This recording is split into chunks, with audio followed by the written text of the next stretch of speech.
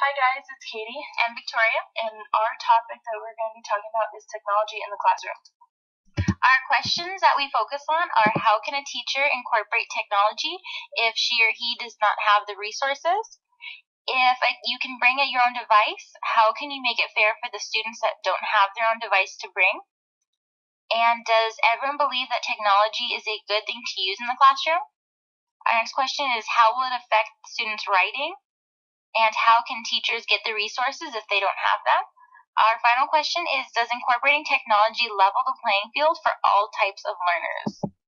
So we broke our PowerPoint into different topics or sections. Our first one is classroom management. Class Dojo is a way for teachers to track participation points from students or behavior points. I have seen it in my classroom that I volunteer in, and our teacher has a student have it as a classroom job, and the student will go to the computer and give everybody their points or take away points, or write down who gets the points for the end of the day for the teacher to do.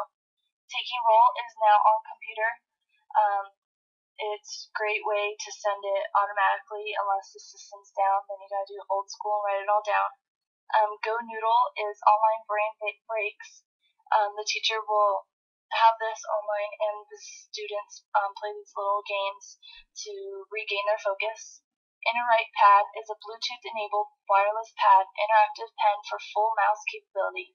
It includes thousands of images and resources to create interactive lessons, and the ability to annotate, highlight, or make notes over any computer program. This is great for the teachers that don't want their backs towards the students the whole day, writing on the whiteboard, and they can actually do this in the back of the classroom, and all their notes and highlighting will be shown in the front of the class to the students. BYOD is bring your own device, such as iPads, Chromebooks, tablets, or iPhones. We interviewed a teacher, and a couple of the questions that we asked were: what if students do not have the resources to bring their own device? Does your classroom have something for them to use instead? She responded with, we only use bring your own device when we have enough devices for everyone to use, like tablets, because we have one-to-one or access to the computer lab so that no one is excluded. And then we also targeted Flipped Classroom. Flipped Classroom is when you give the students front-loaded information on the computer. It could be a video format, PowerPoint, anything to have them study and learn the content ahead of time. So there's more time in the class to check for understanding and fix misunderstandings. This has been researched that students will test higher. So using a screen recording and video editing program, a teacher has uploaded her lectures to iTunes, so it's easily accessible to the students, and assigned it as homework. And they've kind of reversed the whole dynamic of class, she says. Instead of lecturing in class, she lectures to them when they're at home and work the problems together in the classroom. She noticed that it changes her classroom environment, and it's more lively and engagement in discussion. In our interview, the teacher said she loved Flipped Classroom, but they also have to have a paper or tangible option, because the chance that someone doesn't have the opportunity to get to iTunes or use the videos, someone needs to have the resources so it's fair to all students. And then assessments. So Smarter Balance Assessment is our new state assessment that we use on computers, 3rd through and up. It was piloted in 2013-14, and now we're actually putting to use the data for our new 14-15 and 15-16 year. It's used online, and it's adaptive to the students' answers. So if they get an answer right and they're doing well, then it pushes them to higher level questions. And if they're falling behind, then it moves them down a level. We also use in Kahoots, and Kahoots is a formative assessment, which is kind of like a game show where each student has their own device and answers the question that's programmed onto the monitor in front of the classroom. Students are engaged and it's quick checks, and it also has data that's attached to it.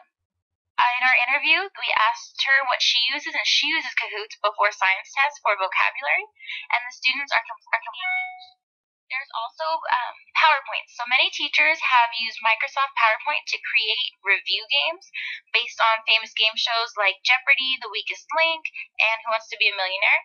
These templates are available online for teachers to download and revise and include their own content, so they can be used for any grade level and content. And since they have templates online, you can also look up how to create them, like on YouTube. So it's not just for digital natives. Other people can use them too, and they're easily accessible. So we found a good video about students' point of view. In one of the articles, we found a good quote was from says the most exciting potential uses are when the technology is in the hands of learners themselves. So here is a video that we found.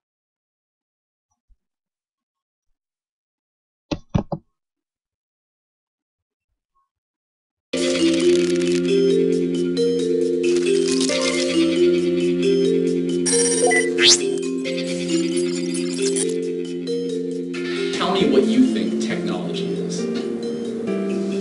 I don't really know. Oh boy. Phones, computers, like electrical stuff. Electronics, it like makes up that stuff. Like laptops and computers. Just anything that uses machinery like robots or computers or simple things like that. It's a pretty elementary definition in my head. Anything that's like electronic, I guess.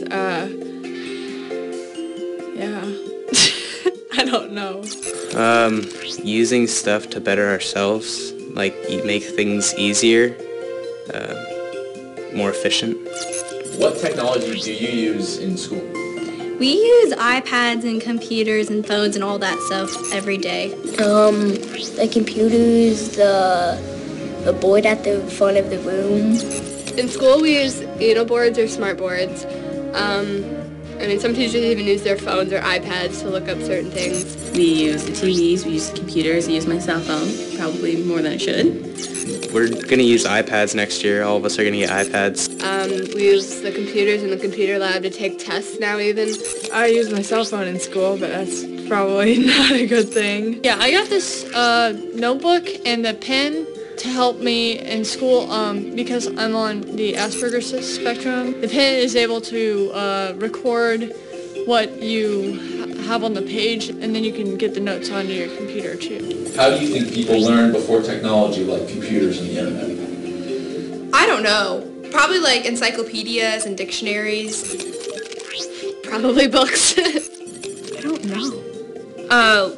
I guess they had to like go to the library or something and like look it up. Books? The biggest thing I think people learned from was words from other people and legends and things like that. Close your eyes. Now imagine the classrooms in the future. What do you see?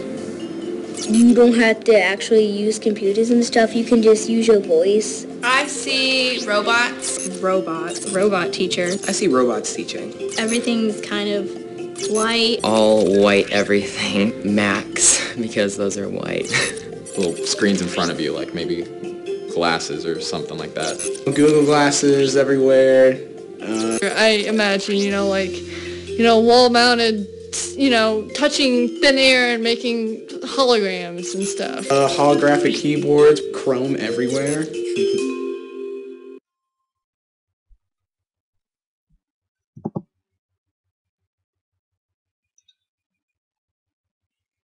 And then resources.